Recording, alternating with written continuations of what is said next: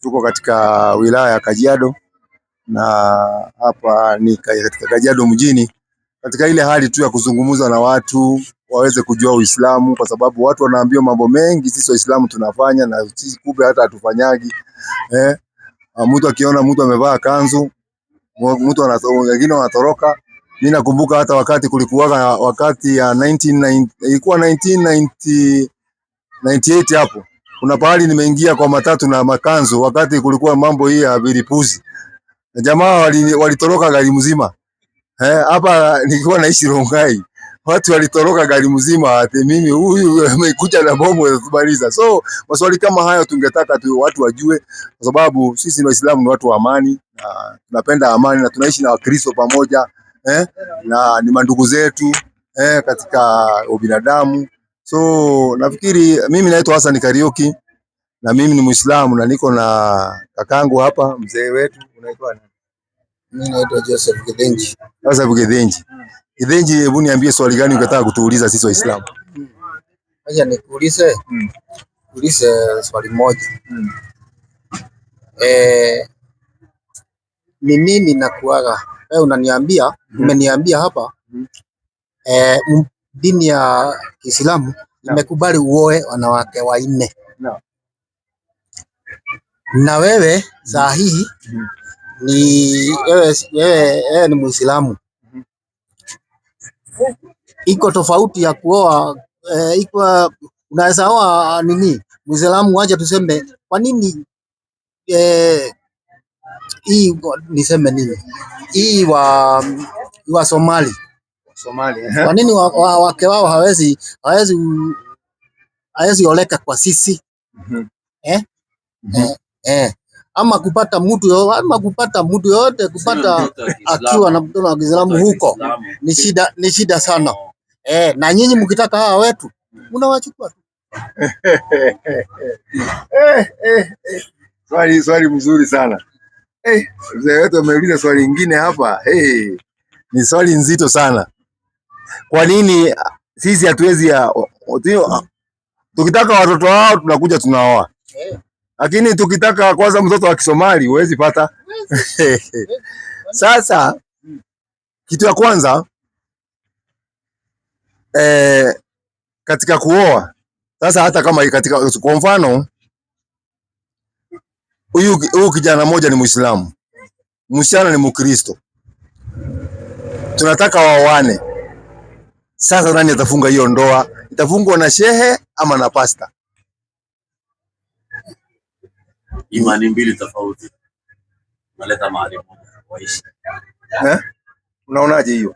Hiyo ni maneno ya kidini tu. Hiyo ni maneno ya kidini tu, kama vile ile makanisa, si makanisa wa Kristo ni tofauti, ni iko tofauti. Hii na hii na hii. Lakini wote wanaoana tu na wanasimamiwa na nini? Unajua sasa pale iko rahisi kwa sababu ni Wakristo wote. Alafu sasa hapa imeingia Muislamu. Na huyu mwingine ni Mkristo. Sasa atakayefunga ndoa ni nani hapa katika? Ni shehe atafunga ama ni mchungaji? Wote wawili wakuja. Shehe na mchungaji. Ande sote siwezi jua ni kujibu nini. Lakini kwa Waislamu sasa unajua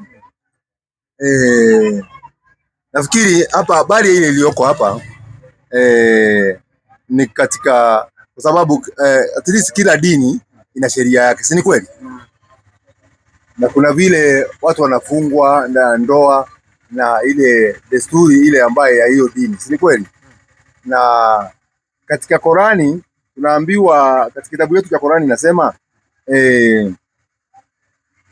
Muislamu kama mtu anataka kufunga ndoa lazima ule awe pande ya Uislamu. Na unaona kama na nyinyi Wakristo mnataka mtu awe pande yenu. Unaona sasa pale? Sasa hapo kuna baria. Hapo kuna nini? Kuna baria. Lakini ukiwa Muislamu na ule ni Muislamu, tuseme wewe ni Mkikuyu Muislamu na huyu ni Msomali Muislamu, dini haijakataa ati uwezi wae. Utaoa vizuri sana. Kwa sababu wewe ni Muislamu kwa Muislamu, kwa sababu ule Mkikuyu ni Muislamu na ule mwingine naye ni Msomali na ni Muislamu. Uislamu sisi hatuna boundary ya kuoa ya kuoana, lakini muwe katika nini, dini ngapi? Dini moja, hapo ndio unakubaliwa. Kwa hivyo hakuna ati hiyo shida kubwa lakini ile kuoana ati huu ni wa dini hii, itakuwa hata conflict kwa nyumba yenu, sababu mmoja anaenda kanisa mwingine msikitini. Sasa sijui watoto watakuwa wakipelekwa Sunday school ama watakuwa wakipelekwa madrasa. Tunaona inakuwa kuna hiyo. So inatakikana watu ambaye wako pamoja katika dini moja waoane. Na tena si lazima uoe ati wanawake wanne. Hiyo si lazima, inategemea kwanza. Sikia vile nasema, sijui kama umeshaiona Qur'ani. Umeshaiona? Umeshaiona. Kumbe unaijua kidogo. Hebu soma Qur'ani 4:2. 4:3 Qur'ani. 4:3. Inasema hivi.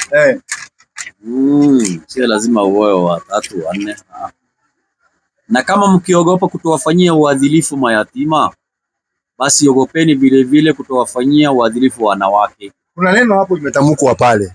Kama mnaogopa kutowafanyia uadilifu mayatima. Mayatima si mnajua ni ule watoto hawana baba wala mama. Pia muogope kutokufanyia wanawake uadilifu. Kwa mfano uadilifu unazungumziwa hapa ni kwamba wewe umeoa wake wawili. Huyo mke umenunulia duka kama hii. Basi yule mwingine naye apate duka kama hiyo hiyo. Kama ni gari apate hiyo hivyo. Kama ni umelala kule wiki mzima na kule nao unaenda wiki mzima. Hiyo ndio uadilifu. Lakini si unaenda unajengea mwingine nyumba ya gorofa, unajengea mwingine nyumba ya nyasi. Hiyo Mungu ndio anakataa. Anataka uwaweke iko, at least kila mtu aone mimi ni mke wa huyu mzee. Unaona? Hiyo ndio uadilifu inaongewa. Inaendelea kusema, basi oeni mnaowapenda katika wanawake. Madamu mtawafanyia insafu wawili au watatu au wanne tu, na mkiogopa kuwa hamwezi kufanya uadilifu, basi oeni mmoja. Unaona sasa? Hapo umeambiwa oeni wale mnaowapenda. Sasa wao unawapenda. Unajua sisi wanaume tumeumbwa katika nini ya kupenda. Sasa wanawake wako sampuli 4. Kuna mrefu na kuna mfupi. Kuna ule amebeba na kuna ule mwingine slender. Si ni kweli? Sasa kuna mwanaume anataka ule mrefu. Kuna mwingine anataka ule mfupi. Kuna ule mwingine anataka ule mwembamba. Kuna ule mwingine anataka ile tinga tinga. Sasa wewe ni choice ni yako, uchague. Ndio naona unaambiwa oweni mnaowapenda, sababu wanaume ni watu wa kutamani. Sasa wewe kama unataka wewe uwe na tinga tinga yako basi, na ule mwingine kuwa na ile mwembamba wako sawa. Ule mwingine anataka ile tall na ule mwingine mfupi. Sasa unachagua ule unaopenda. Usiwe mwanamke ambaye umeangalia tu sura tu na pengine matendo yake ni mbaya. Na pia uangalie tabia yake, ako namna gani? Ni mtu mzuri anaweza kaa nyumbani ama ni mtu wa kushinda kiranda? Sasa lazima uangalie pia tabia uweke ndani, kwa sababu tabia ndio muhimu. Alafu uangalie ile boma ametoka. Hiyo boma iko aje? Ni pahali pazuri ama ni boma ambaye pia umejiletea shida? Hapa kwa msikiti. Kwani hamruhusu wanawake sana kuingia kwa msikiti? Wanawake wanaingia kwa msikitini. Wako na sehemu yao na wanaume wana sehemu yao. Ile kitu ambayo tunakataaga ni kuja tuchanganyike pamoja, tuswali pamoja. Wanaume wanakuwaga mbele. Kwa mfano nyumba ni moja, kama tuseme nyumba kama hapa hivi, tuseme hii nyumba moja hapa. Itawekwa pazia hapa katikati. Wanawake watakuwa nyuma. Kiongozi ni mwanaume kwa Waislamu. Hakuna mwanamke anaongoza ibada. Huwezi kusikia imamu anaitwa Imam Fatuma ndio anasalisha ama Imamu Amina. Hakuna kitu kama hiyo. Kule ni wanaume ndio viongozi. Wanaume. Si kama kwenye, unajua kwenye unaona wanawake siku hizi ndio viongozi. Na pia kwenye unajua wamekatazwa. Wamekatazwa nini? Wanagotiri kongona ya togorogio na yatumia. Ndio wao Gikuyu. Namwambia na Kikuyu, lakini nasema hakuna katika ilikuwa inaitwaje? Tuiteaje na kwa Kiswahili? Gongona kwa Kiswahili. Inaitwa Salim, si hapo uniambie. Hakuna katika uongozi wote na uongozi wote katika nini? Katika Wakikuyu ilikuwa inaongozwa na wanaume. Si ni kweli? Wanawake hawakuwa wanakubaliwa. Na ndio naona kiongozi anakuwa ni mwanaume, si mwanamke. Ndio huwezi kuona imamu mwanamke anasalisha kwa msikiti. Hapana, ni ngumu sana. Wanaume wote ndio watakuwa maimamu, ndio wanasalisha kwa msikiti. Na huwezi kuona mwanamke Muislamu anahubiria wanaume. Hiyo hakuna. Yeye kama ni kuhubiri, anahubiria wanawake wenzake. Ama watoto.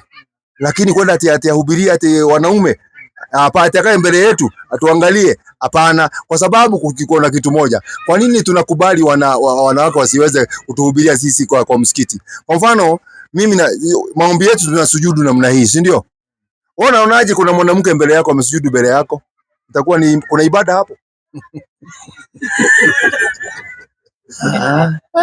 Hakuna ibada.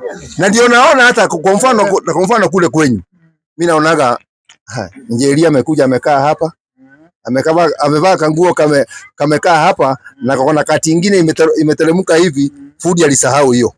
Ushaona hiyo? Haya, ule mwingine naye anakaa pande hii, na wewe uko katikati.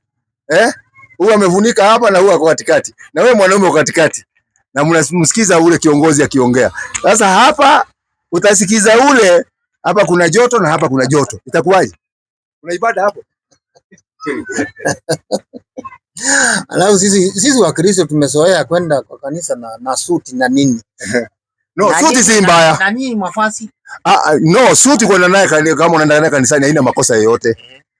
Hii kanzu hii tunaivaa kwa sababu ni nguo takatifu. Hata kitabu yenu inasema, hebu soma Warai 16:4. Siko na Biblia hapo. Tunaona hata Yesu alikuwa anaenda, mnacholewa hata picha yake alikuwa anavaa kanzu. Yesu alikuwa anavaa, hata sinema zote zile mnaonyesha za Yesu, si alikuwa anavaa kanzu na kidemba, kwa sababu ndio ilikuwa desturi yao. Walikuwa wanakaa hivyo. Mambo ya Walawi. Hebu sikia hii kanzu vile wanasema. Mambo ya Walawi. Mambo ya Walawi. Mambo ya Walawi 16 aya ya 4. Nafikiri mungeandika hizi aya penge wasaidia. Walawi. 16 na sorry, 15. Inasema hivi, ataivaa ile kanzu takatifu ya kitani. Musa anaambiwa Haruni ataivaa ile kanzu takatifu. Wacha tuanzie 3. Haruni ataingia katika patakatifu na vitu hivi na ng'ombe mume mchanga kwa sadaka ya dhambi na kondoo mume wa sadaka ya kuteketezwa. Ataivaa ile kanzu takatifu ya kitani. Atakuwa na zile suruali za kitani mwilini mwake. Yaani kanzu, anavaa kanzu takatifu ya kitani na atakuwa na suruali. Ndio naona tukivaa kanzu huwezi vaa hivi. Lazima uvae ukiwa na kitu ndani, suruali ndani. Kwa sababu inakuwa ukivaa hivi una suruali ndani, huwezi kaa hata mbele ya watu hivi. Unaona? So, zile suruali za kitani mwilini mwake. Atafungwa ule mshipi wa kitani. Mshipi ni huyu nimefunga naye ndani, mshipi. Naye atavaa kofia ya kitani. Ni ile kofia unaonaga tumevaa, ile kofia tunavaaga hivi, kama hii. Kama hii sasa hivi. Hayo ndio mavazi matakatifu. Unaona? Sasa hiyo ni mavazi matakatifu. Yaani unaona, si lazima uvae ati kanzu. Unaona hata Waislamu wanavaa suti. Wanavaa suti. Hii ni nguo ya heshima, kwa sababu hii nguo huwezi enda naye kwa mfano, huwezi kwenda kwa bar na huwezi kwenda ukafanya machafu. Kwa mfano uende kwa lodging na mwanamke ambaye si bibi yako, unaenda huko unaonekana huko ukiwa umevaa kanzu. Ndio unaona kanzu inakuwa ni nguo ya heshima sana. Ni nguo ya heshima, na ndio unaona watu wa dini ndio wanavaa sana sana hiyo kanzu. Lakini si ati nimekatazwa kuvaa suruali. Hata mimi saa zingine utaniona nikiwa nimevaa suti ama nimevaa nguo nyingine. Naam.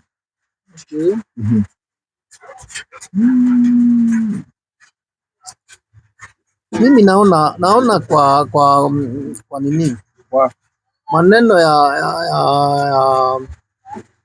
Maneno ya Mungu kwa Uislamu na Wakristo. Naona tukipelekana sawa sawa tu, isipokuwa binadamu saa ingine wanakuaga na tofauti zao hapa. Si unasikia kwanza nikiruka tu kukuuliza kwa nini amtupeagi hii wanawake wenu na sisi wetu mnataka kunachukua. Sasa hiyo ni maneno ya nini tu. ya binadamu na iko nini. Kwa hivyo tunaiona maneno ikiwa sawa. Tuko pamoja, tuko watu moja, tuko dunia na tunaelekea mahali moja. Mimi naona kama hatuelekei mahali pamoja. Mimi naona hatuelekei mahali pamoja. Kwa nini? Kwa sababu yule Mungu tunaabudu sisi Waislamu hana mwana, ni muumbaji. Na yule Mungu unaabudu ako na maana. Ni ukweli, ni uongo? Ate, sema tena. Anasema hivi. Anasema Mungu ule Waislamu wanaabudu, Mungu wao hana mwana, hana mtoto. Lakini Mungu ambaye nyinyi mnaabudu anakuwa na mwana ambaye anaitwa Yesu. Ni ukweli, ni uongo? Hiyo ni moja tu. Hiyo ni moja tu. Itakuwaje mmoja wakati wewe unasema Mungu ana mwana na mimi najua Mungu hana mwana? Mungu ni moja tu. Mungu ni moja tu. Mungu ni moja tu. Mungu ni moja tu. Kwa hivyo Yesu si mwana wa Mungu. Kwa hiyo tuseme ni mwana wa Mungu vile tunaisikia nini? Tunasikia tuseme dini ziko. Vile dini ziko. Sasa unaona kwetu tunasema Mwenyezi Mungu hana mwana kwa sababu Mungu ni kuumba, anaumba. Mungu mwana ni mtumwa. Mwana ni language ile imetumika katika vitabu ya kuitwa mtu mwana, kwa sababu hata ukisoma katika maandiko mingi nasema heri wapatanishi, kwa sababu wataitwa mwana wa nani? Wana wa nani? Wa Mungu. Heri wapatanishi, kama vile Kofi Annan alikuja kupatanisha sisi kwetu Kenya na Kibaki na baba. Heri wapatanishi kwa sababu wataitwa mwana wa nani? Kwa hivyo neno hili mwana linatumika na waandishi walioandika Biblia, wakatumia mtu wote mzuri anaweza kaitwa nini? Mwana. Yaani mtu wote mzuri, mtu mwema anaweza kuitwa mwana wa nini? Wa Mungu. Lakini si kwamba Mungu anazaa. Mungu hazai na Mungu ni muumbaji, ni kuumba, anaumba. Kwa hivyo sisi zote na akina Yesu na akina Muhammad na akina Ibrahimu, sisi zote ni viumbe vya Mungu. Kwa sababu tukisema Mungu, tukiweka Mungu ako na watoto, ni kuonyeshana huyu Mungu anazaa. Na Mungu anakuwa hana bibi. Kwa sababu Mungu kuna swali anauliza. Mungu unajua, kwa sababu ya watu kusema yeye ako na mtoto, unakuta Mungu ameuliza swali katika Isaia 50:1. Kuna swali ameuliza hapo. Hata Qur'ani inasema, hebu sikiza Qur'ani kwanza vile inasema. Sikiza Qur'ani 16:101. 16:101. Qur'ani 6:101. 6:101. Inasema hivi. Nafikiri hujawahi ona Qur'an. Qur'ani ndio hii. Hii ni lugha ya Kiarabu, hii ni tafsiri ya Kiswahili. 6:101. Yeye ndiye muumba wa mbingu na ardhi. Inamakinikaje awe na mwana hali hana mke? Unasikia? Naye ndiye aliyeumba kila kitu. Unaona, inawezekana baadhi yake akavizaa. Unaona? Inawezekanaje Mungu awe na mwana na hali hana mke? Unaona? Hata Biblia inasema the same statement kama ile ya Qur'an, ya kwamba Mungu hawezi kuwa na bibi. Kwa hivyo mtu kusema ati Mungu alizaa, hapana, Mungu hazai. Mungu yeye huwa anaumba, na ndio unaona sisi zote ni viumbe vyake na tulitoka kwake na tutarudi kwake sote. Sisi zote unaona tunakaa hapa, sisi zote maiti watarajiwa. Kila mtu ikifika siku yake unachomoka. Sisi tumepewa hiyo. Sasa hiyo kuzaa tumepewa wanyama, binadamu na mashetani. Mashetani wanazaana, wanadamu wanazaana na wanyama wanazaana. Sasa hawa ndio wamepewa kila kitu. Soma hiyo 50:1. Nisikilizeni enyi mnaofuata haki. 50:1. Isaia. 50:1. Bwana asema hivi. Mungu anasema hivi. Iko wapi hati ya talaka ya mama yenu ambayo kwa hiyo niliachana naye? Naambia wana wa Israeli, nyinyi mnanisushina mkinisumbua. Wapi talaka ile mama yenu mnasema mimi wapi talaka hiyo tulikuwa nayo basi tuliachana? Unaona swali? Ni kama ile imeulizwa kwa Qur'ani. Inamsemaje Mungu mseme ako na mke na kumbe hana. So hivyo ndivyo ilivyo. Sisi ni viumbe za Mungu, tumeumbwa na Mungu. Sote tumeumbwa na Mungu. Swali lingine? Maswali najua ni mengi. Nataka muulize yote ikwishe. Hamjatuuliza bado maswali ya Kiislamu bado. Ndio tunangojea. Kwa nini nyinyi Waislamu? Wacha wao wenyewe waseme. Maswala ndio hiyo. Maswala ya jini sasa. Hebu ya jini. Tuelezeni maswala ya jini. Hiyo ndio muhimu. Tuelezeni maswala ya jini. Jini. Ni kama kwenu nadhani kuna vile unakuta kwa njia moja ama nyingine. Yes. Mna mahusiano na majini. Sasa hapo hebu tufafanulie. Okay. Swali hili umeuliza ni swali mzuri sana na limesumbua watu wengi sana. Watu wengi sana wanakuwa na usumbufu wa hiyo neno jini na shetani. Jini na jini ni kiumbe ndio aliumbwa na Mungu. Shetani ni ni kitu ni uovu. Ndio naona mtu hata mwanadamu unaweza kusema ule mwanadamu ule ana shetani mingi sana. Ana ushetani mwingi sana. Kwa sababu tabia zake, jini akiharibika anakuwa shetani. Tabia zake. Mwanadamu naye akiharibika naye anakuwa shetani wa kibinadamu. Sababu Mungu anasemaje? 51:56 Qur'an. 51:56. Hiyo mambo ya majini nitakuja, naona unaelewa kidogo. Nasikia anasema majini wana uhusiano na Waislamu. Tutakuja hapo. 51:56 inasema sikuwaumba majini na watu ila wapate kuniabudu. Mungu anasema hakuwaumba majini na watu ila tu wawe wakuja wafanye nini? Wamwabudu Mungu. Lakini watu wanachukulia kwamba majini imepatikana wakati ya Muhammad sallallahu alaihi wasallam. Yaani wakati mtume wa mwisho Muhammad alipokuja, wanasema ndio majini imepatikana. Lakini majini walikuwako hata kabla Muhammad hajazaliwa. 17:7 kitabu cha Walawi. Majini ilikuwako tangu zamani, kwa sababu majini ndio iliumbwa. Hii shetani ni kitu ni mpingaji. Mpingaji wote anakuwa shetani. Anayepinga maneno ya Mwenyezi Mungu wote anakuwa shetani. 17:7 kitabu cha Walawi. Mambo ni ya Walawi 17:7 inasema. Acha nifikie Walawi. Hapo kumbukumbu la Taurati na mahesabu hapa. Nimefikia Walawi 17:7. Walawi. Kumbe hujaona jini kwa Biblia. 17:7 mambo ni ya Walawi inasema. Wala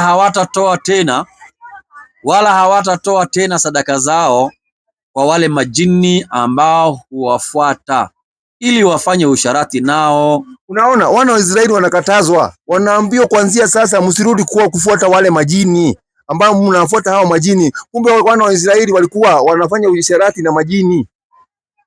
Sasa walipokuja kutafsiri hii neno wazungu, kwa sababu ndio kama vitabu za kwanza kama Bible za kwanza zile mlianza kusomewa hapa East Africa ilitafsiriwa na wazungu.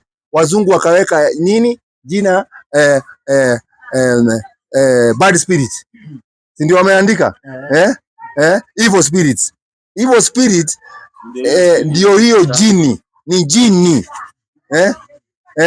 Evil spirit ni jini. Jini ndio unasikia jini imemuingia mtu. Mtu anatolewa jini. Si shetani anatolewa. Shetani sasa akiharibika ndio anaitwa nini? Anaitwa sasa akiharibika ndio anaitwa, yani jini kiharibika ndio shetani. Ndio unaona ule mkubwa wa majini alikuwa ni Ibilisi mwenyewe. Shetani mwenyewe. Unasikia? Alimuasi Mwenyezi Mungu, alikuwa miongoni hakuwa malaika. Qurani 18:50. Sikia Qurani vile inatuambia. Shetani alikuwa miongoni wa majini. Hakuwa ati ni malaika. Watu wengine wanasema ati shetani alikuwa malaika. Shetani hakuumbwa akiwa malaika, aliumbwa akiwa jini. Na alikuwa anakaa huko juu na malaika pamoja. Lakini yeye alikuwa ni jini. Wakati alikataa amri ya Mungu, akaletwa hapa duniani akae na sisi. Akaitwa shetani sasa. Lakini huko juu alikuwa jini ya. Haya. Na kumbukeni tulipowaambia malaika msujudieni Adam. Basi wakamsujudia Adam isipokuwa Iblisi. Yeye alikuwa miongoni mwa majini na akavunja amri ya Mola wake. Unasikia? Kumbe huyu Ibilisi alikuwa miongoni mwa majini wakati Adam alipoumbwa baba yetu. Kwa sababu ya ile fadhila na ile elimu Mungu alimpatia. Kwa sababu alipoumbwa baba yetu Adam, Mwenyezi Mungu alifundisha majina ya kila kitu katika hii dunia. Anakwambia hii ni mti inaitwa hivi, hii mti inaitwa hivi, hii mnyama anaitwa, hii ni chui, huu ni simba, huu ni samaki. Akafundishwa kila kitu. Adam alipofundishwa kila kitu, akatumwa na Mwenyezi Mungu akamwambia, hebu nenda waulize hii vitu zinaitwaje. Malaika wanaulizwa. Malaika wakasema hawajui, ila ile Mungu ametufundisha. Adam akaambiwa na Mwenyezi Mungu, hebu waambie. Adam akaanza kuambia hii ni hivi, hii ni hii, hii ni hii. Sasa wakaambiwa malaika wote waporomoke, wamsujudie nani? Mbele ya Mungu. Sasa ule Ibilisi mwenyewe walipo malaika wote waliporomoka wakamsujudia Adam, ule shetani sawa. Ule shetani akakataa. Ule Ibilisi sasa. Unaona? Haya, nataka kuja mwenyewe sababu mwenye kuuliza swali ni huyu. Unaona sasa? So ikawa sasa huyo ametolewa katika rehema ya Mungu, ametupwa hapa duniani. Kwa sababu sisi tunaamini na tunaambiwa Adam hakuumbiwa hapa duniani. Najua watu wanaambiwa Adam aliumbiwa duniani. Garden of Eden haiko hapa duniani. Garden ya Eden iko juu kwa Mungu. Lakini unapata kwamba kuna maelezo kama Biblia inaeleza, wanasema pale Euphrates, pale Iraq, pale Euphrates na Tigris. Wanasema Eden ilikuwa hapo. Hapana. Eden haiko hapa. Eden iko peponi. Wakati walipoasi Adam na Ibilisi na huyu Ibilisi alipokataa amri ya Mungu, na huyu naye ile mti alikuwa amekatazwa asikule akakula, wote waliambiwa wateremka wapi? Wakashukishwa hapa wote na malaika wakawateremsha hapa duniani. Kwa sababu lengo la Mwenyezi Mungu kumumba Adam, lengo lake lilikuwa ni wapi? Hakuja simamia wapi? Na ndio naona ndio wasimamizi wa hii dunia. Hata mnyama ule mkali tunaweza kumcontrol. Hata ule mnyama mkali mwanadamu amepewa uwezo wa kumcontrol. Ni mkali sana simba. Akipanda na kurarua kwa dakika moja, lakini angalia Mwenyezi Mungu hekima yake akamleta huyu mwanadamu na akampatia uwezo wa kucontrol huo mnyama. Licha na ukali yake yote, tunaenda tunamshika hivi kama kuku tu, tunamfungia pahali, tunaenda tunamweka pahali fulani. Kama ni silaha za kumaliza ziko. Unaona sasa? Sasa tukuje sasa uhusiano wa Uislamu na majini. Na hii ni katika sura ya 72 katika kitabu cha Qur'ani, ambayo kinaongea, inaitwa sura tujini. Yaani sura tujini. Sura ya jini. Sasa ndio hii tunasoma sasa, ndio hii imeandikwa ni Qur'ani 72. Ukitisha Qur'ani yoyote ni sura ya 72 katika Qur'ani. Sikia sasa vile ndio watu isome hapo sura mwanzo usikie. Sikia sasa. Inasema hivi. Sema imefunuliwa kwangu ya kuwa kundi moja la majini lilisikia Qur'ani likisema, hakika tumesikia Qur'ani ya ajabu. Inaongoza katika uongovu, kwa hivyo tumeamini wala hatutashirikisha yoyote tena na Mola wetu. Sasa huyu ni Nabii Muhammad, na manabii wote walifunuliwa na Mungu. Hakuna nabii ambaye hakufunuliwa. Ndio naona ukiangalia manabii, na mimi nashangaa watu siku hizi wanajiita manabii, lakini ukiangalia wale manabii walikuwako duniani, ni mtu ambaye anapata wafuasi about ya bilioni na kitu, mabilioni ya watu. Na ndio naona alipokuja Muhammad kwa sababu manabii wote walikuwa wanaongea na wao mashetani, majini. Na ndio naona walikuwa hata wakati Yesu alikuwa anaponyesha alikuwa anatoa watu hizo majini. Anawatoa na ndoa zinaenda. Nabii anatoa. Na ndio naona sio Uislamu, asije tunaka shida ya kutoa jini. Sisi kwa sababu tumefundishwa na nabii vile utaitoa. Jini haitolewi na kusema ati pepo toka. Haitoki hivyo. Inatoka inafika pale na rudi tu. Inatakikana kusomewa maneno ya Mungu.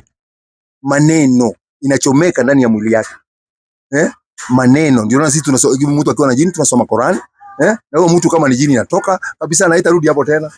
Ndio naona sisi huwezi kusikia ati tuko msikitini hii Friday ndio siku ya kutoa majini. Hapana, sisi hakuna hiyo story. Sisi kama ni mtu ako mgonjwa, mashaka wanaitwa, wanamsomea, hiyo jini inatoka na inaenda. Maneno ya Mungu tena kwa utaratibu, pole pole tu. Unaona sasa, so huyu Muhammad alifunuliwa na Mungu kwamba majini walisikia akisoma Qur'ani, wakasema hii tumesikia Qur'ani ya ajabu. Na kuanzia sasa tena hii inaongoza katika njia ya sawa kabisa. Kuanzia sasa hakuna kumshirikisha Mungu tena.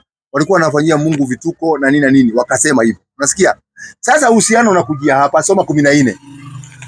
14 inasema, nasi wamo miongoni mwetu waliosilimu na wamo miongoni mwetu wanayokengeuka. Hapo ndio mambo iko. Waliosilimu zini hapo. Sasa akauliza na swali, waliosilimu hawa ndio waliotafuta uongovu, na wanaokengeuka hawa ndio watakuwa kuni za jahanamu. Unaona? Sasa hapa ndio kuna maneno sasa. Na hiyo swali inasumbuaka pia watu wengi sana. Ya kwamba anauliza sasa kama majini walisilimu, si basi ni mandugu zenyu? Kamwambia, si ndio hivyo? Tunakubali kabisa 100%. Majini ni viumbe ambao wameumbwa na Mungu, hatuwaoni na hii macho yetu. Tumewekwa pazia na Mungu.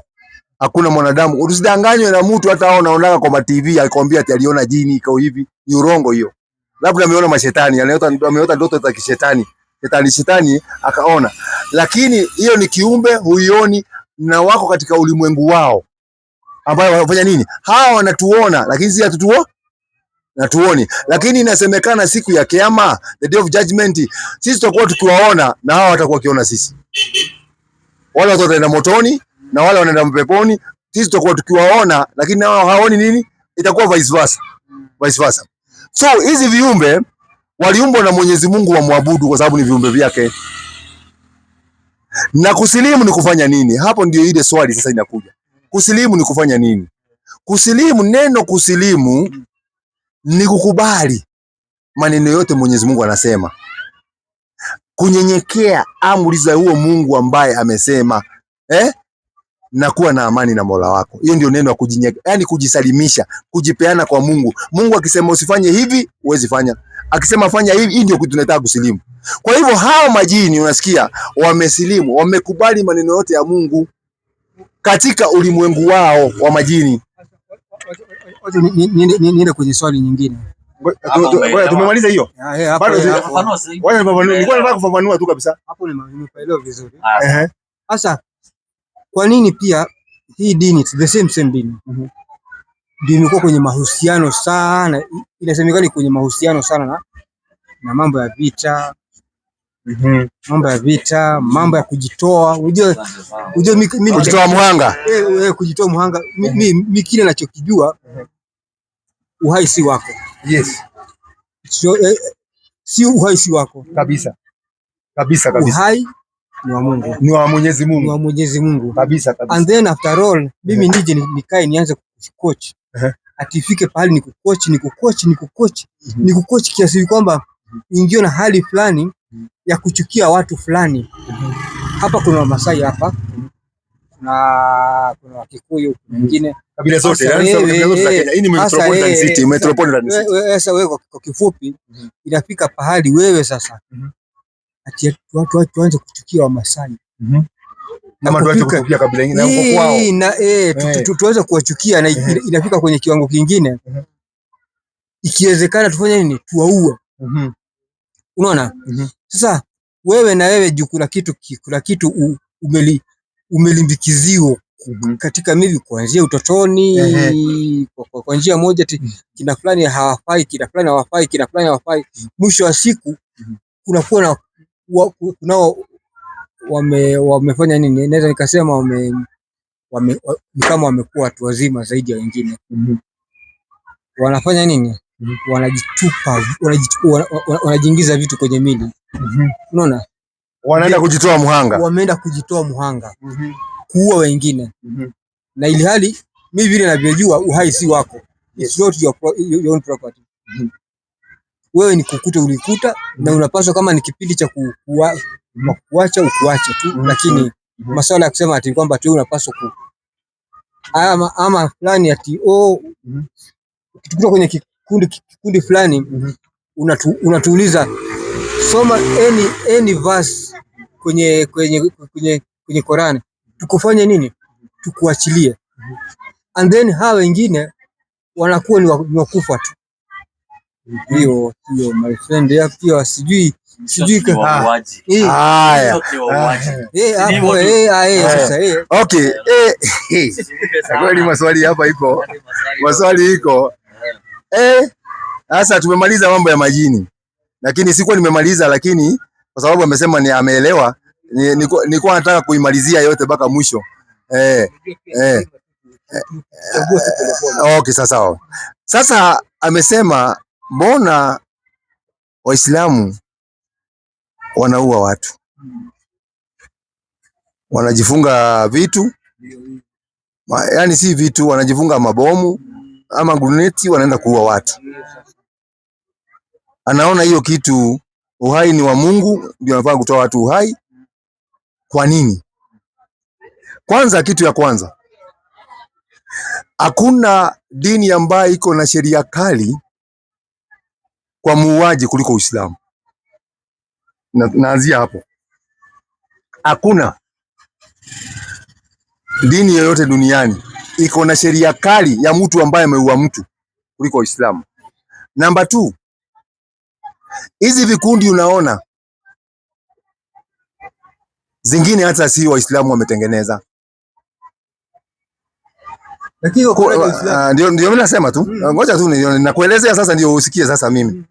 Zingine sio Waislamu walitengeneza, zingine zimetengenezwa na wazungu kupigana kama Al-Qaeda. Al-Qaeda wakati ule rais alikuwa vice president wa Amerika zamani, Clinton alikubali. Wa CNN alikubali, walitengeneza, wakasema walitengeneza Al-Qaeda kwa sababu walikuwa wanataka kutoa Urusi, nchi ya Urusi kutoka Afghanistan irudi nini? Alikubali tena mbele ya media zote duniani, akasema sisi ndio tutengeneza. Alikuwa anahojiwa na akasema ni wao. Sasa kwanza Muislamu, hizi vikundi si vikundi, naanza kusiita sio vikundi za Uislamu, ni vikundi ambazo zimetoka wakachukua majina la Uislamu. Wametumia jina la Uislamu katika kutanishi jina la Uislamu kufanya vitendo ambazo hazikubaliwi na dini ya Kiislamu. Kwanza, wacha nikupe mfano. Hapa kuna vikundi hapa kwetu Kenya, sawa? Na kuna vikundi zilikuwa zinaua watu hapa. Tena nyingi sana, hata juzi nimeona zimewekwa kwa TV. Kuna vikundi nyingi.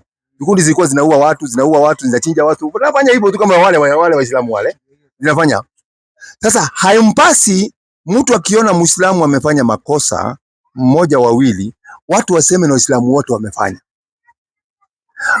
Hata Mkristo akifanya makosa moja, hatuwezi kuchukua Wakristo wote. Lakini tunajua ndani yao kuna majangili. Na ndani ya Uislamu kuna majangili. Watu ambao ni waovu. Kwa sababu kwa mfano wale, wacha nikupe mfano na nchi yetu ya Somalia. Unajua hawa wanaua huko, wanaua watu wengi kuliko hapa kwetu. Unajua watoto wanaua watu wengi. Mtu anaenda stadium, watoto wanafanya graduation kama ile walifanyaga. Watoto wanafanya graduation na wazazi wao, wakaingia kwa kiwanja wakaua watoto na wamama na wazee. Huyo ni mtu aina gani? Huyo mtu anafaa kuishi huyo? Huyo mtu hafai katika dini, kwa sababu analeta hasara kubwa katika dini kuliko faida yake analeta. Unaona sasa? Na ndio naona kila serikali inapambana nao. Kila serikali inapambana nao. Hapa kwetu Kenya, serikali yetu inafanya juhudi kupambana nao. Ukienda nchi yoyote wanajaribu kupambana nao. Ni mikora tu ya kawaida kama mikora nyingine. Ngoja nikate kidogo. Usema Allahu Akbar nini? Hiyo takuja. Wacha nimalize hii. Ama ni in the name of God. Ni Mungu mkuu. Sasa mwisho wa siku ukienda kuua anatumia jina, anasema Allahu Akbar. Unasema Allahu Akbar. Anasema Allahu Akbar. Yaani Mungu ni mkuu. Ni kama mwizi akienda kuiba anasema Mungu nisaidie. Ameenda kuibia watu. Amekwenda kuiba. Hata mwizi ni kweli, hata mwizi akienda kuiba ananiambia haki. Kama ni Mkikuyu anasema gai umuthi kitu. Umuthi. Unaona? Kama ni Kiswahili anasema Mungu leo nikienda pale nisaidie tu nipate kitu. Anachukua kama na bunduki yake anachukua, kama una kisu yake anachukua, lakini anaomba Mungu afanye nini? Afaulu. Sasa wacha nikumalizie. Bado hata sijamaliza. Ni mrefu hiyo. Hii ni mrefu hiyo. Hiyo ni mrefu hiyo, ndio nataka nikitoka hapa utasema ule mzee Kariuki alikuja pale Kajiado na yale maneno alituambia ni maneno mazuri. Sasa hii ni mikora kama mikora ingine. Na ndio naona kila serikali duniani inapambana nao. Kila serikali inafanya nini? Inapambana nao kwa sababu si mtu haleti faida kwa dini, analeta hasara kwa dini. Na chuki katika nini? Watu kuchukiwa, ya kwamba ukisemekana hawa watu ni wauaji. Kwa mfano hapa Kajiado, sisi tumekaa hapa na Wakristo miaka yote, tunapiganaga. Sioni vile tunakaa vizuri. Sasa ile ni mikora kama mikora ile yetu tunakuwa naye ya kawaida. Tunawahesabu hivyo katika Uislamu. Sasa basi. Haya, ngoja nikumalizie sasa. Ngoja nenda hatua kwa hatua kidogo. Naam. Kuna kipindi fulani kulikuwa na misaada fulani. Alafu nikasikia mwenzenu tu, lakini sitamtaja kwa jina ama nikasikia amesema hizi vitu zinapaswa kugawiwa kina fulani. Ampaswa kushughulikia kwanza hawa makafiri. Mimi sasa niulize, mimi kwanza kafiri ni nini? Na kuna tumbo zaidi ya tumbo nyingine. Tumbo kwa tumbo. Sasa hii sasa ngoja tumalize kwanza hii ya kwanza ya kuua, ndio watu wakae watu wajue ni nini Qur'ani inasemaje kwa mtu ambaye ni muuaji. Qur'ani inasema namna gani? Sasa wacha sasa tuende kwa sasa kwa kitabu chenye Mungu alitoa amri gani kwa mtu mwenye kuua. Qur'ani 17 umeanzia hapo? 17:33. Wala msiue nafsi ambayo Mwenyezi Mungu amekataza kuiua. Usiue mtu ovyo ovyo. Haya, isipokuwa kwa haki. Ile mtu anauawa kwa haki. Na kuua si wewe utoe haki yako. Hapana, kuna bali inaenda hiyo haki. Akahukumu hakimu, mtu amekosea, peleka yeye kwa jaji. Akahukumu hakimu kuwa mtu huyu anastahili kuuawa na akatoa amri ya kuuawa. Unasikia? Kwa hivyo mimi Karioki kutoka hapa ati nitoke hapa ati niende nikajifunga hizo vitu ama nikaenda nikachukue panga nikaue mtu, basi mimi nitaenda kuchomwa kuliko shetani. Kwa sababu Mungu amesema mtu akikosea apeleke kwa jaji. Jaji ahukumu huo mtu auawe. Haya, andiko la pili. Kwanza mtu akiua mtu ama aende ajiue na auwe watu wengine, anaenda motoni direct. Hakuna mambo ya kusamehewa hapo. Unasamehewa nini? Unajua kuna hali fulani tumeingizwa kwenye kasumba fulani hivi kwamba fulani wakijitoa hivyo waenda kupata manini wanawake 72. Sasa tunaona sasa hii unaona, na hiyo huyo unasikia vile unafikia vile mzee anasema hivyo, ndivyo watu wamewekwa kasuba ya kwamba Muislamu akiua anaenda kule juu kupewa mabikira 72 mahuraini. Sio hivyo, sio hivyo. Wewe ukiua na bila sababu yoyote motoni unakwenda. Hakuna mambo ya kushinda motoni, unaenda kuchomeka. Tena sikia nyingine ya pili. Sasa hii ndio mbaya kabisa. Sasa hii ndio hatari kabisa. 5:32. Nafafanua hiyo mambo ya 72. Kwanza ukisema nimechoka na dunia nataka kukufa, ukijinyonga unajipeleka motoni direct. Yaani mtu akujiua wote, awe Mkristo awe Muislamu, ukijiua unaenda motoni. Hiyo unaenda motoni direct. Kwa nini itoa hai? Unajua vile kiongeaji wa mabikira kile ninachokijua Mungu ana uwezo mkubwa wa kuumbia hata bikira wapi? Hapo ulipo. Ama ni amelemewa? Nitaeleza hiyo. Sidhani amelemewa. Hajalemewa Mungu. Mungu hajalemewa kuweza. Sisi tuko nao wasichana hapa. Sasa ni mabikira. Wasichana, kila msichana anazaliwa akiwa bikira. Ama namna gani? Si kila msichana analewa akiwa bikira. Tumalize hiyo haya. Tumalize haya.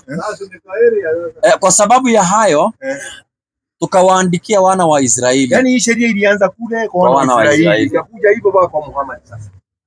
Kwa sababu ya hayo tukawaandikia wana wa Israeli ya kwamba atakayemuua mtu, ukiua mtu mmoja bila yeye kuua mtu au bila kufanya fisadi katika nchi, basi ni kama amewaua watu wote. Unasikia? Ukiua mtu mmoja bila sababu yoyote, Mungu anakuandikia dhambi, umeua watu wote wa duniani.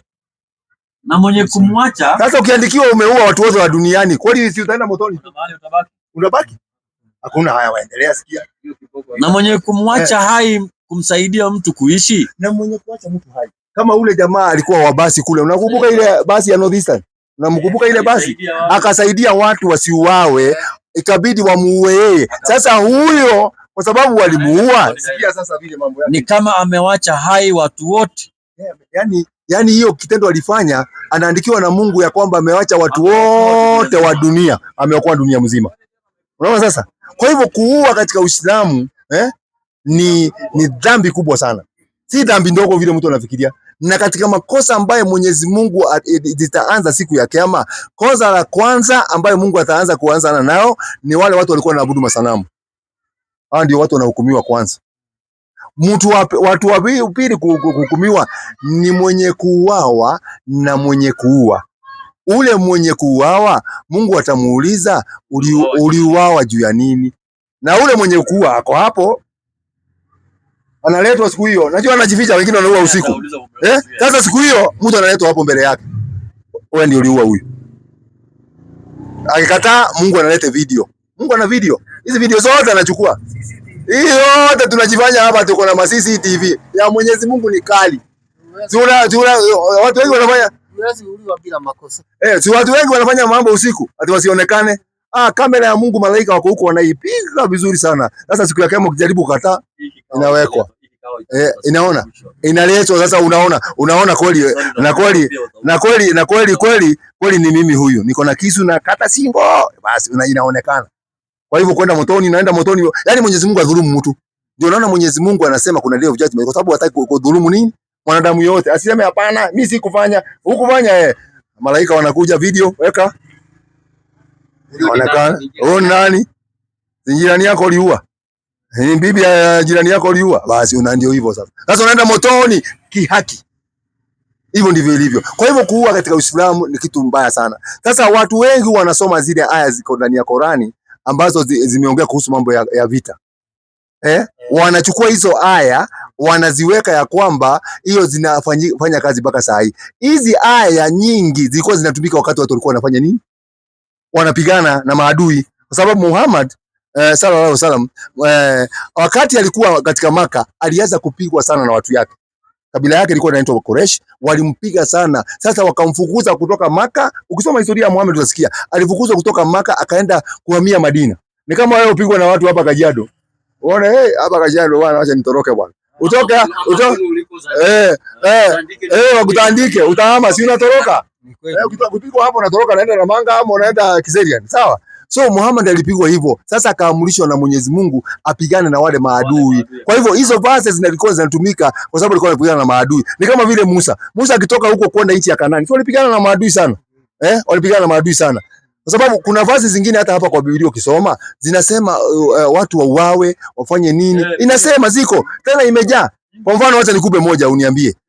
Wacha sasa ile wanaambia kwa za Kiislamu. Sasa ile ziko hapa kwa Biblia hata ndio kali kuliko zile ziko kwa kitabu ya Waislamu. Kama 9:5 kitabu cha Ezekiel. Sikia sasa kama hiyo. Sasa sisi hatuchukuagi vazi namna hiyo, tunaangalia ni kitu gani kilikuwa kinatendeka, walikuwa wanapigania nini, ilikuwa ni nini. Mungu alikuwa ameamrisha ama hajaamurisha. Kwa hivyo ukiona Muislamu anaua mtu, huyo ni makosa yake, na kama ni motoni anaenda peke yake, hatasaidiwa na mtu. Ataenda kuchomeka hiyo damu za watu, ndio hivyo. Zinamwanzia hapo mbinguni, zinamwanzia hapa. Sasa hata punishment hapa Mungu ana punishment nyingi 9:5 kitabu cha Ezekieli. Na hao wengine aliwaambia, nami nilisikia, piteni kati ya mji nyuma yake, mkapige jicho lenu lisiachilie, wala msione huruma. Sikia wana Israeli vile walikuwa wanaambiwa. Waueni kabisa. Waueni kabisa. Mzee, angalia wanaanza na mzee na kijana na msichana na watoto wachanga na wanawake. Lakini msikaribie mtu yeyote mwenye hiyo alama tena. Unaona sasa? Anaambiwa, wanaamrishwa na afagie wote. Wana Israeli wanaambiwa fagieni wote, mpaka watoto na mzee. Unaona mambo kama hayo? Sasa wewe ukichukua hii vazi namna hii, sasa nikichukua hii vazi nasema kumbe Wakristo na nyinyi mnafanyaka namna hiyo, mpaka wazee amwachi, mpaka mama amwachi. Unaona mambo kama hayo? So that's how it is. So verses zingine ambazo zilikuwa zinatumika zamani wakati ya vita, watu waweze kuchukua, na watu waache kuchukua ati kwamba Waislamu ndio wanaua watu. Kwa mfano, tuko dunia sasa. Hatuko mbinguni, tuko dunia sasa. Sasa hii Ukraine watu wanapigana. Si ni kweli? Russia na Ukraine ni Waislamu. Wote ni Orthodox. Ama ni mchanganyiko. Waislamu hakuna. Waislamu wako lakini Waislamu waendi hiyo vita. Unaona sasa wanapigana. Si nini? Kongo, watu walizaliwa hapa wakuta Kongo kuna vita. Baka saa hii haijakuisha baka saa hii. Hata saa hii wanapigana saa hii na M23 na nini haijaisha. Si Waislamu. Okay. Hii ya Somalia ilianza 1990 wakati Said Barre alitolewa, si ndio? Haijaisha bado. Unaona? Unaona haijaisha kwa nini? Haya, Sudani saa hii ndio hiyo wanapigana. Unaona? So na hii yote inakuja kwa sababu ya politics, kwa sababu wale wanapiganisha sisi kuna kitu wanataka katika hiyo nchi. Ima mafuta, ima kuna dhahabu, ima kuna minerals zingine, ndio naona wanapiganisha watu. Lakini watu wanafaa waishi vile Mungu anasema. Mungu ni amani. Kwa sababu tukifuata hata vile vitabu vinasema, kama unakuta hata Yesu, ni mfuasi wa Yesu.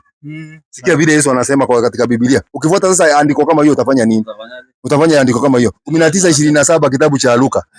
Unakuta Yesu 19:27 mambo ni ya Luka. Yesu anasema kata shingo. Unasikia? Yesu anasema tu kata shingo. Sasa utafanya nini? Ndio anasema hapa.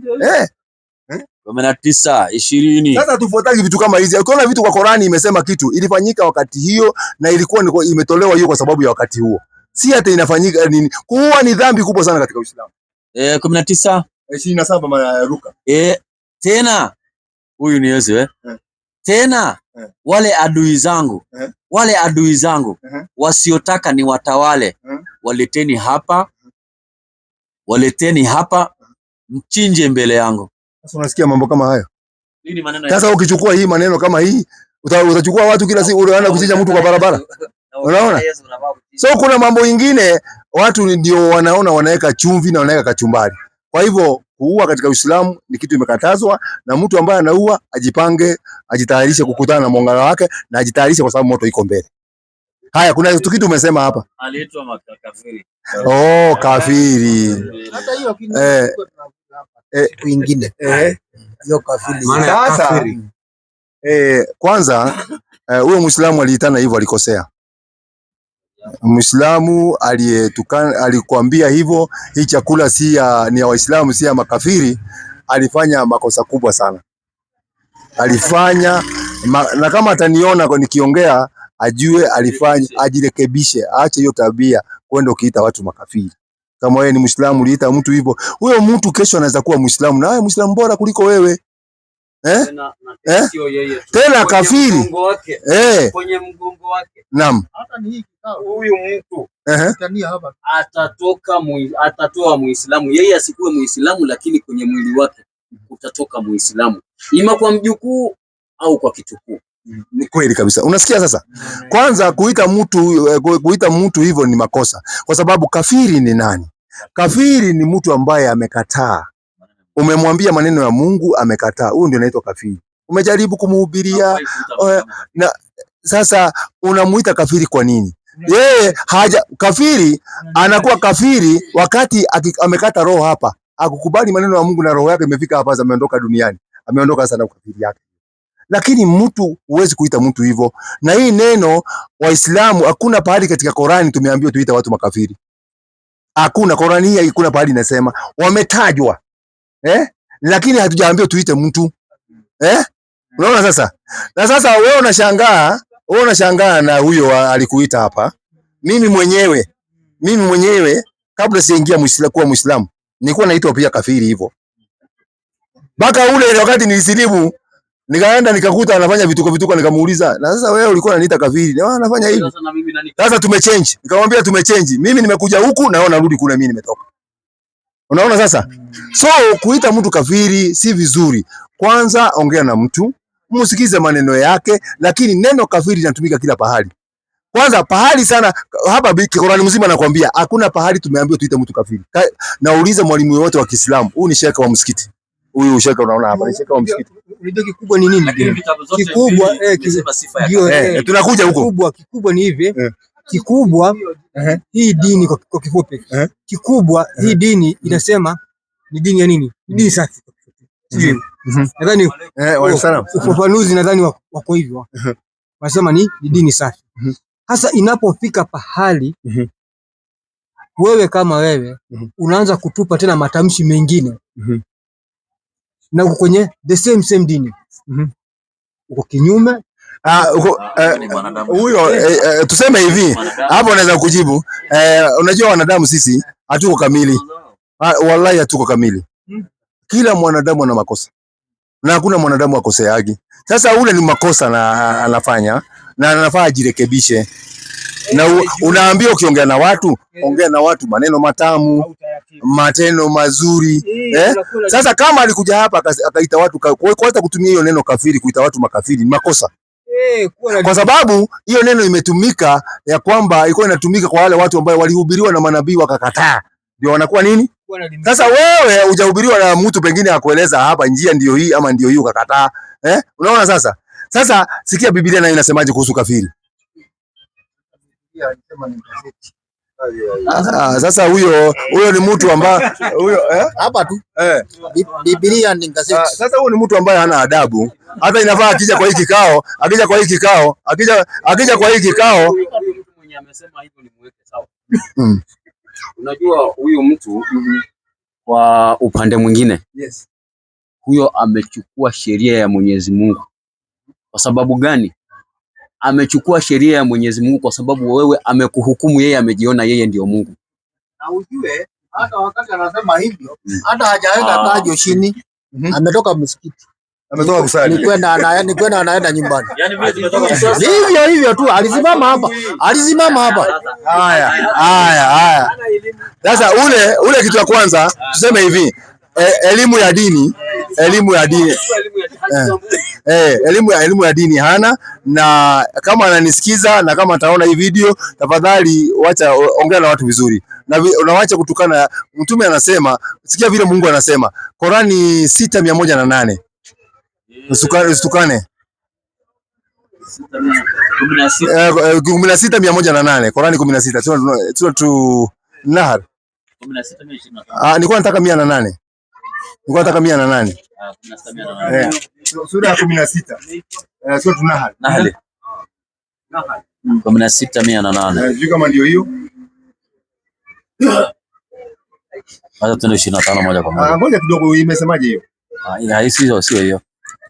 Soma 6. Hao ndio ambao kama kwamba amesivumba. Enda 6:108. Hiyo ndio mimi nataka. 6:108. Usitukane. Haya 6:108. Haya sawa. Hebu angalia kama ndio hiyo. 6:108. Wala msiwatukane wale ambao wanaabudu kinyume cha Mwenyezi Mungu, wasije wakamtukana Mwenyezi Mungu kwa jauri. Mambo ya kutukanana imekatazwa. Mambo ya kutukanana ni kitu ambayo Mungu anasema usitukane watu. Kwa hivyo huo kama anatukana watu, hata yeye akija hiki kikao yenu hapa, mwambie bwana, tulikuwa na walimu hapa wazuri. Kwa hivyo kama hutatuambia maneno mazuri, tunaomba tu wewe jipatie kazi. Wewe jipe shughuli. Wewe jipe nini? Tunasema jipe shughuli, lugha yetu ya mtaani. Wewe jipe shughuli. Haya, hebu angalia Biblia inasemaje? Makafiri iko kwa vitabu zote. Na sifa zao. Yaani usikiza kwa Biblia hapo kidogo. Qurani unaweza soma, tumaliza na Qurani tuende kwa Biblia. Na makafiri waliapa kwa Mwenyezi Mungu kwa viapo vyenye nguvu, kama ikiwafikia muujiza waitakayo wataamini. Sema muujiza iko kwa Mwenyezi Mungu, haiko kwa mikono yangu. Unasikia, makafiri huwa wanataka walete miujiza, na hata ikija wanaikataa. Hata ikija wanafanya nini? Wanakataa. Sikia Biblia kitabu cha Yuda, ni kitabu cha Yuda 1:4. Yuda 1:4 inasema hivi. Kitabu ni cha Yuda 1:4. Ndio naenda huko babu, sio sasa. Nimefika. Hiyo ni hatari sana. Yuda 1:4 inasema, kwa maana kuna watu waliojiingiza kwa siri. Kwa maana kuna watu waliojiingiza kwa siri, watu walioandikiwa tangu zamani hukumu hii, makafiri wabadilio neema ya Mungu wetu kwa ufisadi. Unasikia imeandikwa makafiri. Hebu angalia kama imeandikwa mwenyewe. Imeandikwa inasema inaendelea kusema, zamani hukumu hii, makafiri wabadilio neema ya Mungu wetu kwa ufisadi, nao humkana yeye aliye peke yake Mola. Kwanza hawa makafiri tunaambiwa hapa kwa Biblia ni wale wanakana Mungu ambaye ni wa pekee. Sawa? Mola. Wanakuambia Mungu ni zaidi ya moja. Endelea. Na Bwana wetu Yesu Kristo. Na wanamkana pia Yesu. Unaona sasa? Hawa ndio wanaitwa makafiri. Kwa hivyo makafiri wana sifa zao. Makafiri ni mtu ambaye anakataa, yani anakanusha, yani kila kitu ya Mungu anakanusha. Sasa huwa anakuwa kafiri. Lakini kuja kuita unasikia? Sifa yao iko mingi sana. Na kafiri akikufa katika hali hiyo anaenda nini? Anaenda motoni. Kwa hivyo kuita watu makafiri si vizuri, na kama anafanyaga hiyo tabia ajirekebishe, ajue kwamba hii ni dini ya Mwenyezi Mungu. Mwenyezi Mungu anasema kila kitu watu watumie hekima, waongee na watu kwa uzuri. Hiyo ndio mnaweza kuwa na nini mzuri. Usione watu na kudhalilisha watu wengine. Unajua kwa njia moja ama nyingine, usije ukatumia nguvu kwenye hali fulani. Unaona? Naam. Sasa kama saa hizi umeniletea issue ya dini fulani hapa. Naam. Mimi ni wa dini fulani. Naam. Nikuje taratibu ili kama kuna uwezekano tutakuja kupatana. Naam. Hata kama ni kule mbele. Naam. Tufanye nini? Tuweze kupata utaratibu. Ni kweli kabisa.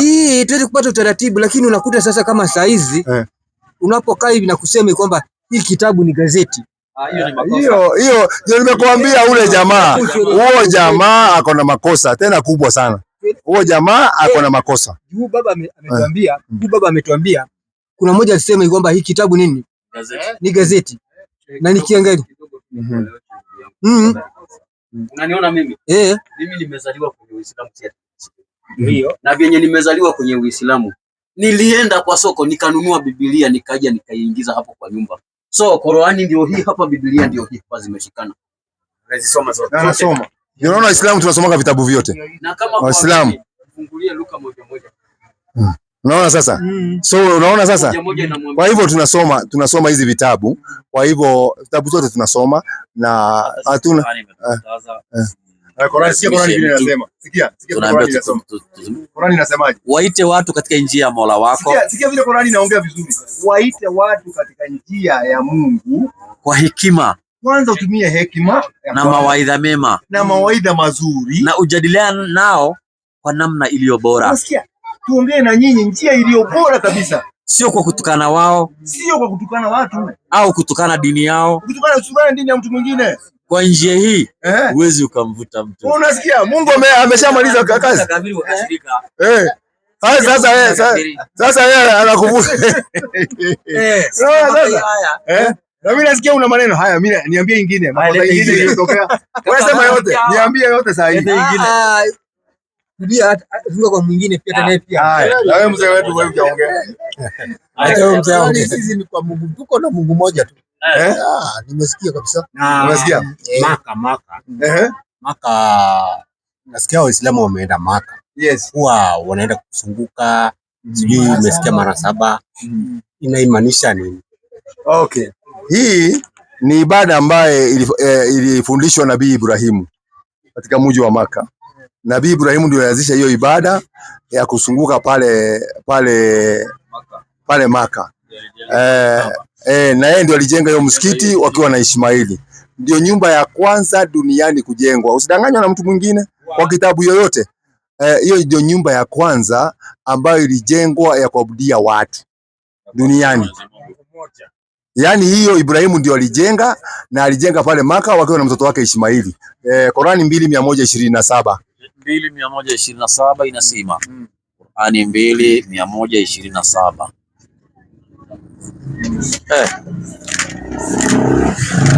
2:127. Inasemaje? Nasema hivi. Nakumbukeni habari hii pia. Ibrahimu alipoinua kuta za nyumba hii ya Al-Kaaba. Ibrahimu ndo tunasemaga ndio aliinua, laying the foundation stone, amewekelea jiwe la msingi, si ndio hivyo tunasema? Sasa Ibrahimu na Ismaili pia, na Ismaili mtoto wake wakaomba wakasema, wakijenga hiyo nyumba wakasemaje? Ewe Mola wetu, tutakabalie amali zetu ya kujenga huu misikiti. Hakika wewe ndiye mwenye kusikia na mwenye kujua.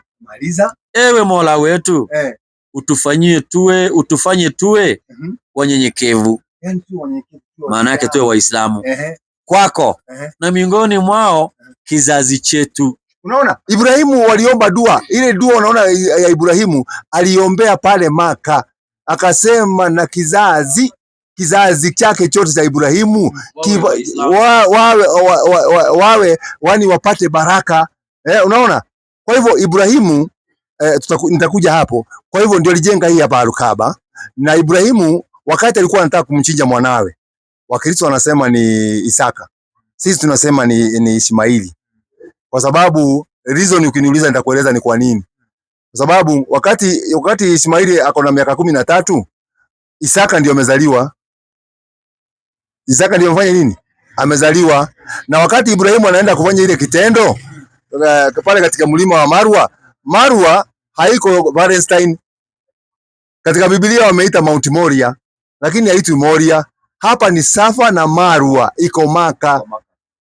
Waandishi wa Biblia walichange pale katika 22 Mwanzo wakasema Mount Moria. Si Moria, inaitwa Mount Safa na Marwa, iko Maka mpaka saa hii. Na ukienda kule Palestine kule Israeli hakuna mlima unaitwa Marwa.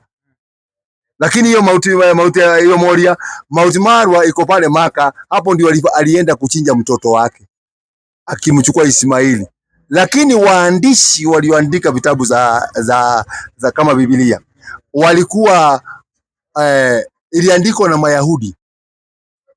Biblia kwanza duniani iliandikwa na Wayahudi wakitumia lugha ya Kigiriki. Na Wayahudi katika ile chuki yao ya kuchukia mandugu zao watoto wa Ishmaili, hawakuweza kusema ni Ishmaili, wakaweka ni Isaka. Lakini firstborn ndio anatolewa kwa sadaka. Ndio alikuwa supposed atolewe, alikuwa ni Ishmaili. Na ndio naona hata wakiandika wanaandikaga Mungu wa Ibrahimu, Mungu wa Isaka na Mungu wa Yakobo. Wapi Ishmaili? Unaona vile ni chuki hiyo. Wanaweka Mungu, kwani Mungu tu ni wa Israeli na ni Mungu ni wa Ibrahimu na Yakobo na Isaka. So that is not correct. Mungu ni Mungu wa dunia mzima.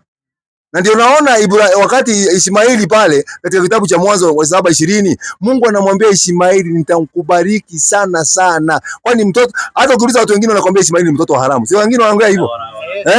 Na Mungu anasema atakayembariki Ibrahimu. Hebu sikiza, hebu funga hivyo hapo kwanza. 12 kitabu cha Mwanzo 1. Ukimchezea Ibrahimu uko kwa shida. Na ukimtukana Ibrahimu siku ya mwisho unaenda motoni. 12:1. 12:1 kitabu ni cha Mwanzo inasema. 12. Aya ya kwanza inasema hivi. Bwana akamwambia Abrahamu, toka wewe katika nchi yako. Ndio. Toka wewe katika nchi yako na jamaa zako na nyumba ya baba yako. Uende mpaka nchi nitakayo kuonyesha. Endelea. Nami nitakufanya wewe kuwa taifa kubwa na kukubariki na kulikuza jina lako. Nawe uwe baraka, nami nitawabariki. Sikia, wakubarikio. Yaani Mungu anamwambia Ibrahimu, wewe hata mtu atakubariki wewe Ibrahimu, na mimi nambariki. Na kubariki. Endelea.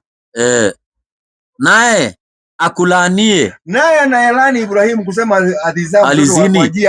Kusema jia hazina. Nitawalaani. Na ukipata laana ya Mungu si ni motoni? Leo watu wanasema Ibrahimu amezini. Unasikia? Watu wanasema Ibrahimu amezini. Na hiyo ni matusi. Kwa sababu ule Sara ndio alimpatia Ibrahimu awe mkewe. Title ili change. Wakati alipatiwa awe mke, alikuwa mke 16:1. Malizia hapo kwa sababu nasikia imebaki dakika 3 tu. Basi Sarai mkewe Abrahamu hakumzalia mwana. Naye alikuwa na mjakazi Misri jina lake Hajiri. Sarai akamwambia Abrahamu, basi sasa Bwana amenifunga tumbo nisizae. Umuingilie mjakazi wangu, labda nitapata uzao kwake yeye. Abrahamu akasikiliza sauti ya Sarai. Sarai mkewe Abrahamu akamtoa Hajiri Misri mjakazi wake. Baada ya kukaa Abraham katika nchi ya Kanani miaka 10. Akampa Abraham mumewe awe mkewe. Unaona title imechange kutoka kwa maid amekuwa to wife. Kwa hivyo sasa yeye si maid tena. Lakini watu wanasema maid ilivutwa kitambo. Wakati Ibrahim, na ukisoma 21 hiyo Mwanzo, sitaki usome 21 Mwanzo, ukianzia hapo mpaka 7 inasema ya kwamba Ibrahim aliambiwa na Mwenyezi Mungu, sikiza maneno yote Sara anakuambia, sikiza. Ukisoma kitabu cha Mwanzo 21 ukiteremka chini inasema hivyo. Sitaki usome kwa sababu hiyo tunaendelea. Haya. Hebu soma hapo 21. Mwanzo anzia 5 nafikiri. 21:5. 5 uende mpaka 6. Alafu mtu atazini na mke wake. Jamani wewe. Anianzia 5 sio? 5 iko wapi? Si ndio 5. Naye Ibrahimu. Hii ni wapi? Hapa. Hapo ni 21. Ngapi? Bwana akamjia Sarai. 21 inaanzia wapi? Si ndio hiyo unaanzia hapo? Nataka uende hapa nyuma. Hebu soma hapa nyuma. Anzia hapa hivi. Hii mstari wa hapa uende huko nyuma. Mstari wa mwisho hapa. 8. Mtoto akakua. Acha nianzie hapo 5. Zaenda hapo nimekwambia. Sarai akasema, Mungu amenifanyia kicheko. Angalia mwalimu. Enda hapa nimekwambia 8. Anzia 8 uende. 8. Mtoto akakua. Akachishwa kunyonya. Ibrahimu akafanya karamu kuu. Siku ile Isaka alipoachishwa kunyonya. Endelea. Sara akamwona yule mwana wa Hajiri Misri. Hapo ndio maneno inaanzia. Ambaye alimzalia Ibrahimu. Anafanya dhihaka. Kwa hiyo akamwambia Ibrahimu, mfukuze mjakazi huyu na mwanawe, maana mwana wa mjakazi hataridhi pamoja na mwanangu Isaka. Wivu ile ya wanawake. Na neno hilo lilikuwa baya sana machoni pa Ibrahimu kwa ajili ya mwanawe. Mungu akamwambia Ibrahimu, sikia sasa amri sasa imekuja. Ameona hapa kuna maneno Mwenyezi Mungu. Akasema sasa amri alete amri yake sasa. Neno hili lisiwe baya machoni pako. Lisiwe baya machoni pako. Kwa ajili ya huyo mwana na huyu mjakazi wako, kila akwambialo Sara, kitu yote Sara anakuambia, sikiza sauti yake. Kwa hivyo Sara ana kitu yote ataambia Ibrahimu, Ibrahimu asikize. Na ndio naona alimwambia Ibrahimu, chukua hii msichana. Ibrahimu akaoa. Ameambiwa mfukuze, akafuata amri. Unaona amri? So maneno yote ilikuwa yanatoka kwa Mungu. Lakini mambo ya kusema Ibrahimu kazini sijui akafanya nini, hiyo yote ni mambo ya propaganda na mambo mengine na ile chuki. Swali lingine iko. Sisi tumebakisha swali moja. Shetani anaonekanaga?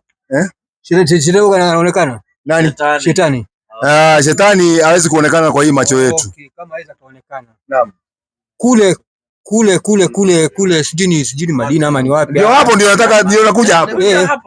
Wanatupa nini? Wanatupa mawe. Wanatupa mawe. Na sijui wanamtupia nini? Wanamtupia shetani mawe. Sawa kabisa. Sawa kabisa. Kwanza ulikuwa umeuliza pia tunachanganya hizo zote mbili. Uliuliza wanazunguka pale wakifanya nini? Na baada ya kuzunguka wanaenda wanarusha mawe. Kwani shetani anaishi pale? Ama sivyo? Kama hicho. Mambo mazuri, maswali mazuri. Tunaona maswali, Mungu ana maswali mazuri. Kwanza kitu ya kwanza, Ibrahimu alipotaka kumchinja mwanawe. Alipoambiwa na Mwenyezi Mungu chinja huyu mwanawe. Ibrahimu alisikia kitu lakini hana otherwise. Sababu ni amri ya nani? Ya Mungu. Sasa alipokuwa naenda ndio aenda akamchinja mwanawe. Shetani alikuja, manabii wanaona shetani. Manabii macho yao, shetani kama ndio huyu anamuona ndio huyu. Shetani alimfuata Ibrahimu nyuma. Akawa anamwambia, wewe namna gani bwana? Unaambiwa mtoto mmoja tu unachinja tu sasa unabaki hivyo. Ibrahimu akachukua mawe. Akamfukuza naye mara ya kwanza. Alimfukuza mara 7. Anaenda shetani anakimbia anarudi. Anakimbia anarudi. Ndio naona watu wakienda pale, hata pale katika ile mlima wa Safa na Marwa wanaenda mara 7. Hii ni ukumbusho vile Ibrahimu alikuwa anataka kumchinja mwanawe, alafu Ibilisi akakuja kumjaribu nani? Nabii Ibrahimu.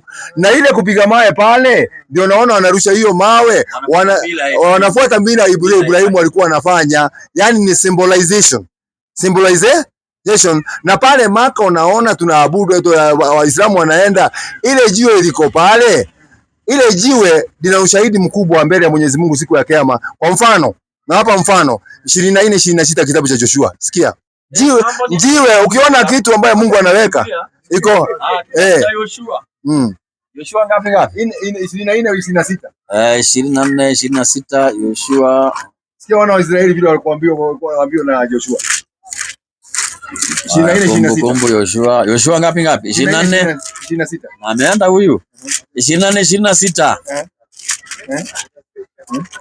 24:26. Kitabu cha Yoshua inasema hivi. Nataka usikize hapa mambo ya Yoshua akafanya nini? Akayaandika maneno haya. Akafanya nini? Katika kitabu cha Taurati ya Mungu.